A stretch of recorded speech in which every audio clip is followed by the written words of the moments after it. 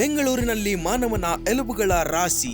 Electron city ಸಮೀಪದ ಗೋವಿಂದ ಶೆಟ್ಟಿಪಾಳ್ಯ ಪ್ರದೇಶದಲ್ಲಿ ಮಾನವನ ಎಲುಬುಗಳ ರಾಶಿ ಪತ್ತೆಯಾಗಿದ್ದು ಸ್ಥಳೀಯರಲ್ಲಿ ಆತಂಕ ಸೃಷ್ಟಿ ಮಾಡಿದೆ.